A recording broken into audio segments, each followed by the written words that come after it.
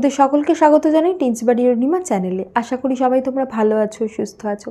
আজকে class 7-এর chapter 1-এর তাপের part 3 নিয়ে আলোচনা করব। আজকের যে বিষয়গুলো নিয়ে কথা হবে সেটা হলো তাপ প্রয়োগে পদার্থের অবস্থার পরিবর্তন, এইটা নিয়ে। এর ভিতরেই আসে লিন তাপ, গলন, কঠিনীভবন, এই সমস্তগুলো।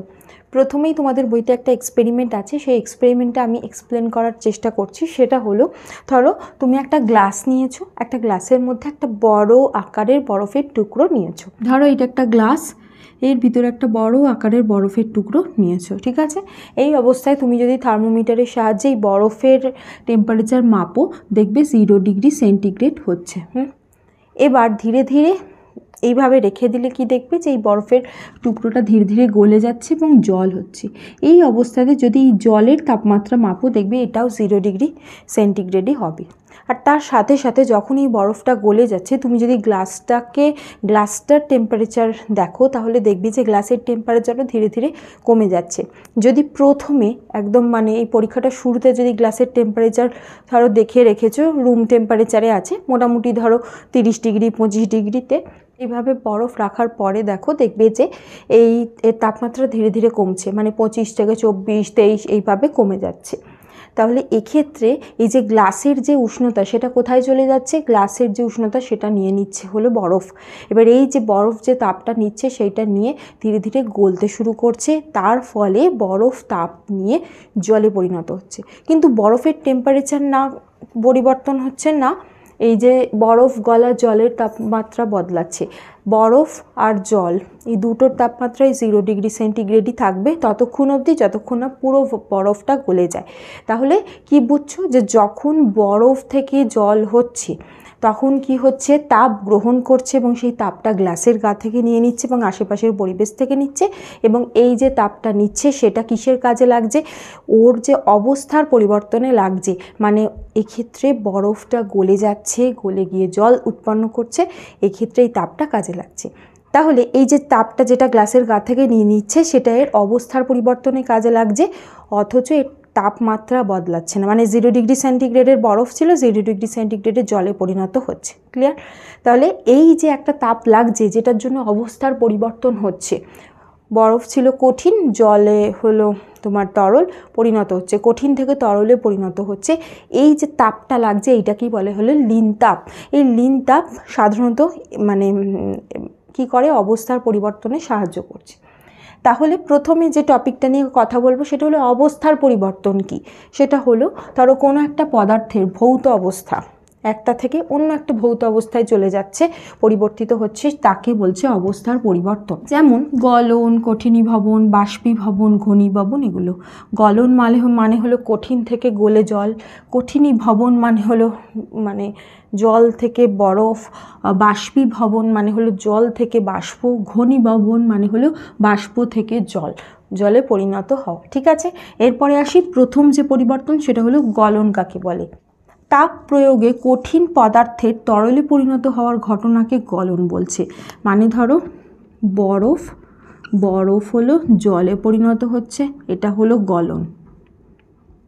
ঠিক আছে, নেক্সট হলো কঠিনীভবন কাকে বলে।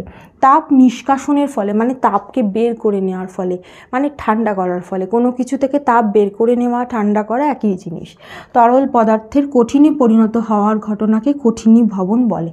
যেমন জলকে ঠান্ডা করলে সেটা কিসে পরিণত হচ্ছে? বরফে। তাহলে চলো দেখে নিই লিন তাপ কাকে বলে। এই সংজ্ঞাটা কিন্তু বারবার আসে, উদাহরণ সহ লিখতে হবে, খুব ভালো করে বুঝে নাও। সেটা হলো উষ্ণতা অপরিবর্তিত রেখে। অবশ্যই লিখতে হবে, উষ্ণতার কিন্তু কোনো রকম পরিবর্তন হয় না, যেটা আমি আগে বললাম। একক ভরের কোনো পদার্থের শুধুমাত্র অবস্থার পরিবর্তন করতে যে পরিমাণ তাপ লাগছে সেই তাপকে ওই অবস্থান্তরের লিন তাপ বলে। এক্ষেত্রে কি জিনিস? উষ্ণতা কোনো রকম পরিবর্তন হচ্ছে না, আর যেটার হিসেবটা বলবো সেটা হলো একক ভরের ক্ষেত্রে। উষ্ণতার পরিবর্তন করতে যে পরিমাণ তাপ লাগছে তাকে ওই অবস্থান্তরের হলো ওই যে ধরো জল থেকে বরফ হলো, বা বরফ থেকে জল হলো, বা জল থেকে বাষ্প হলো, বাষ্প থেকে জল হলো, পার্টিকুলার যে পরিবর্তনটার কথা বলা হচ্ছে সেইটার জন্য ওই লিন তাপটা। যেমন ধরো একটা উদাহরণ বলছি, বরফ গলনের লিনতাপ হলো 80 ক্যালোরি পার গ্রাম। তার মানে একটা বরফ যখন গলে জলে পরিণত হয় তখন বাইরে থেকে 80 ক্যালোরি তাপও গ্রহণ করে। সেটা কতটা দেখো, এখানে একটা জিনিস বলেছে 80 ক্যালোরি পার গ্রাম, তাহলে প্রতি গ্রামে, পার গ্রাম মানে কি প্রতি গ্রামে, তার মানে একক ভর, প্রতি মানে প্রত্যেকটা গ্রাম যখন হিসেব করছি সেই জন্যে এখানে একক ভর কথাটা এসেছে। এবার আসি যে এই যে বরফ গলনের লিনতাপ 80 ক্যালোরি পার গ্রাম বলতে কি বোঝো, অনেক সময় প্রশ্ন আসে। এটা বলতে কি বোঝো, এইটা হলো খুব গুরুত্বপূর্ণ প্রশ্ন, বারবার আসে। অনেক সময় এটা একটা আলাদা করে প্রশ্ন আসে, লিনতাপের সংজ্ঞা তো এটা। এবার অনেক সময় প্রশ্ন আসে বরফ গলনের লিনতাপ 80 ক্যালোরি পার গ্রাম বলতে কি বোঝো, সেটা হলো উষ্ণতার কথাটা মেনশন করতে হবে। 1 গ্রাম বিশুদ্ধ বরফ ওই উষ্ণতার 1 গ্রাম বিশুদ্ধ জলে পরিণত হতে 80 ক্যালোরি তাপ বাইরে থেকে গ্রহণ করবে। ক্লিয়ার? তাহলে এক্ষেত্রে কতগুলো জিনিসের মেনশন অবশ্যই করতে হবে। কত উষ্ণতা, 1 গ্রাম বরফ, বিশুদ্ধ কথাটাও অ্যাড করতে হবে, কারণ বরফের সাথে অন্য কিছু মিশে গেলে, নুন বা অন্য কিছু, তখন তার এগুলো বদলে যায়। সেজন্য বিশুদ্ধ বরফ ওই উষ্ণতার 1 গ্রাম, কারণ গ্রাম পরিবর্তন হবে না, 1 গ্রাম বিশুদ্ধ জলে পরিণত হতে বাইরে থেকে 80 ক্যালোরি তাপ দিতে হয়। অবশ্যইভাবে এটা ভালোভাবে পড়বে, খুব খুব গুরুত্বপূর্ণ। এবার আসি, অনেক সময় এখান থেকে শূন্যস্থান আসে বা তোমার লিনতাপের সাথে একসাথে প্রশ্ন আসতে পারে যে লিনতাপের একক কী। তাহলে এখানে দেখলাম 80 ক্যালোরি পার গ্রাম, তাহলে লিনতাপের একক সিজিএস পদ্ধতিতে একক হলো ক্যালোরি পার গ্রাম। তাহলে এসআই পদ্ধতিতে এর একক কী হবে, জুল পার কেজি। ভালো করে পড়বে, অনেক সময় এই এককগুলো দিয়েও প্রশ্ন আসে। এখন চলো একটা দেখে নিই, একটা ছকের মাধ্যমে গলন ও কঠিনী ভবন নিয়ে আলোচনা করব এবং বোঝাবার চেষ্টা করব। ধরো 1 গ্রাম বরফ, 0 ডিগ্রি উষ্ণতার 1 গ্রাম বরফ আছে, আর এদিকে আছে 0 ডিগ্রি উষ্ণতার 1 গ্রাম জল। উষ্ণতাটা দুটো কিন্তু একই লিখেছি আর পরিমাণও একই লিখেছি।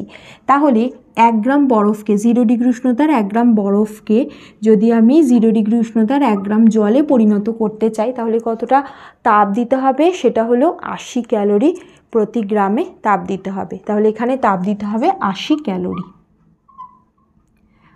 প্রতি গ্রামটা লিখছি না, কারণ এখানেও পরিমাণ 1 গ্রাম, এটাতেও 1 গ্রাম।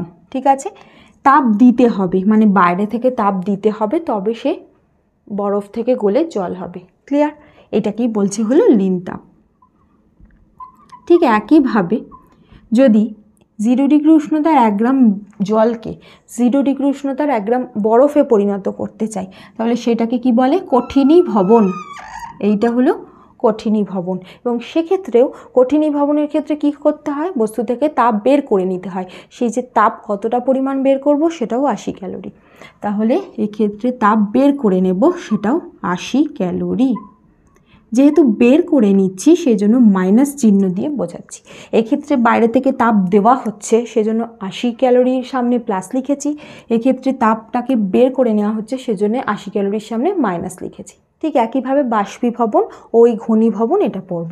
বাষ্পীভবন কাকে বলে, কোনো তরল পদার্থের বাষ্পীয় অবস্থায় যখন পরিণত হচ্ছে তখন সেটাকে বাষ্পীয় ভবন বলে, আর কোনো পদার্থের বাষ্পীয় অবস্থা থেকে যখন তরলে পরিণত হচ্ছে তখন সেটাকে ঘনীভবন বলছে। এটাও একটা একই ছকের মাধ্যমে বোঝাবার চেষ্টা করি। ধরো 1 গ্রাম জল আছে, 100 ডিগ্রি সেন্টিগ্রেড উষ্ণতার 1 গ্রাম জল আছে, আর এদিকে আছে 100 ডিগ্রি সেন্টিগ্রেড উষ্ণতার 1 গ্রাম বাষ্প। এটা হলো জল, এটা হলো বাষ্প। জল থেকে যখন বাষ্পে নিয়ে যাব তখন কি করতে হবে, বাইরে থেকে তাপ দিতে হবে। তাহলে সেক্ষেত্রে প্লাস 537 ক্যালোরি লিখব। এক্ষেত্রে কি হয়, প্রতি গ্রামে 537 ক্যালোরি তাপ দিতে হয় বাইরে থেকে। আর যদি বাষ্পকে ঠান্ডা করে জলে পরিণত করতে চাই, 100 ডিগ্রি সেন্টিগ্রেড উষ্ণতার 1 গ্রাম বাষ্পকে 100 ডিগ্রি সেন্টিগ্রেড উষ্ণতার 1 গ্রাম জলে পরিণত করতে চাই, তাহলে সেক্ষেত্রে কি করতে হবে, 537 ক্যালোরি বার করে নিতে হবে, মানে ওখান থেকে তাপ বের করে নেব, টেনে নেব। তাহলে এই ক্ষেত্রে সামনে মাইনাস চিহ্ন। ঠিক আছে, এই জায়গা থেকে অনেক সময় প্রশ্ন আসে যে ধরো 100 ডিগ্রি সেন্টিগ্রেড উষ্ণতার 1 গ্রাম জলের ধরো ওই বাষ্পীভবনের যে মান সেটা হলো 537 ক্যালোরি পার গ্রাম। বলতে কি বোঝো? তাহলে কি বুঝি যে 100 ডিগ্রি উষ্ণতার 1 গ্রাম জলকে 100 ডিগ্রি উষ্ণতার 1 গ্রাম বরফে পরিণত করতে 537 ক্যালোরি তাপ দিতে হবে। ক্লিয়ার? তাহলে এক্ষেত্রে এই যে পরিবর্তন এদিক থেকে এদিকে এই যে পরিবর্তন এটা হলো কি বাষ্পীভবন, কারণ বাষ্পে পরিণত হচ্ছে। আর এদিক থেকে এদিকে যে পরিবর্তন সেটা হলো ঘনীভবন। ক্লিয়ার? ঠিক একইভাবে এদিক থেকে এদিকে যে পরিবর্তন বরফ থেকে জল, সেই পরিবর্তনটার নাম কি গলন। আর এদিক থেকে এদিকে যে পরিবর্তন সেই পরিবর্তনটার নাম হলো কঠিনীভবন। তাহলে এই জিনিসগুলো বুঝে নিলে খুব সোজা বাকি জিনিসটা। আর এই দুটো মানে ডেটা মনে রাখবে। এটা হলো বরফ গলনের লিনতাপ হলো 80 ক্যালোরি পার গ্রাম, আর এখানে হলো জলের বাষ্পীভবনের লিনতাপ হলো 537 ক্যালোরি পার গ্রাম। তাহলে এই জিনিসটা মানে এখান থেকে যেরকমই প্রশ্ন আসুক তোমরা লিখতে পারবে সহজ। এই অংশের শেষে বেশ কিছু প্রশ্ন আছে তোমাদের বইতে যেগুলো নিয়ে আলোচনা করে দিচ্ছি, পরীক্ষায় আসে এখান থেকে, আর ভালো করে বুঝে নাও। সেটা হলো হাতের মধ্যে স্পিরিট ঢাললে দেখবে যে হাতের ওই জায়গাটা একটু ঠান্ডা ঠান্ডা লাগে। কারণ কি? স্পিরিট হলো একটা উদ্বায়ী পদার্থ, মানে স্পিরিট খুব সহজে উবে যায়, মানে হলো লিকুইড থেকেও একদম গ্যাস অবস্থা হয়ে যায়। আর যখন বাষ্পীভবন হয় তাহলে এই যে তরল অবস্থা থেকে ও গ্যাসে বাষ্পে পরিণত হচ্ছে, এইটার জন্য কি এইটাকে বলে কি বাষ্পীভবন। এই বাষ্পীভবনের জন্য যে প্রয়োজনীয় লিনতাপ ওরা ওই হাতের অংশটা থেকে নেয়। বরফটা ঠিক যেভাবে গ্লাস থেকে তাপ নিচ্ছিল ঠিক তেমনি হাতের উপর যে জায়গাটায় ধরো তোমার ওই ইয়েটা পড়লো, স্পিরিটটা পড়লো, সেই জায়গাটা থেকে তাপ নেয়, লিনতাপ হিসাবে টেনে নিচ্ছে। সেই জন্য ওই জায়গাটা কি হয়ে যায়, তাপটা কমে যায়, ঠান্ডা অনুভব হয়। পরের যে প্রশ্ন সেটা হলো মাটির কলসির জল ঠান্ডা থাকে কিভাবে? একই ব্যাপার, মাটির কলসির গায়ে অসংখ্য ছোট ছোট ছিদ্র থাকে। অ্যাকচুয়ালি মাটি দিয়ে তৈরি তো একটু পোরাস হয়, মানে ছিদ্রযুক্ত হয়।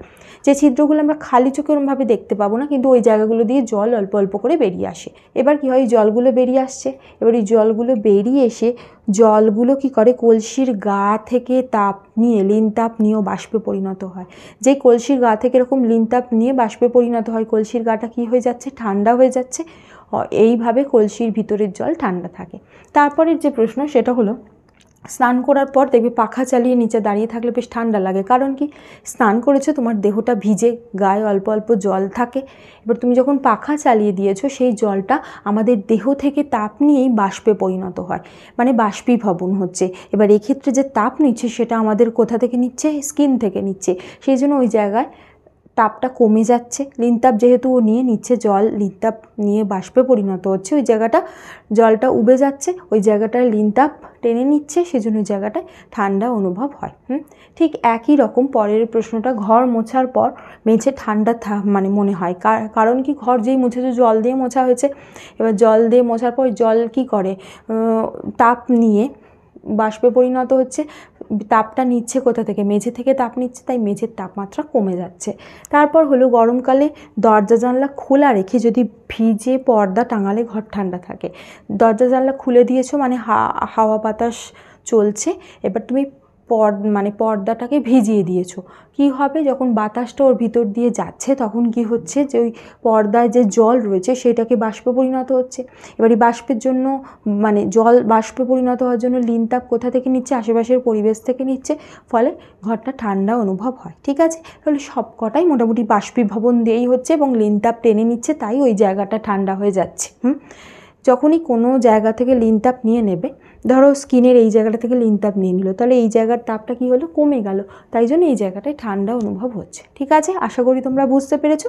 এই জায়গাটা খুব ভালো করে পড়বে, কারণ ক্লাস 10এও এই পার্ট আছে, মানে এটা তোমাদের অ্যাভয়েড করতে পারবে না উঁচু ক্লাসে।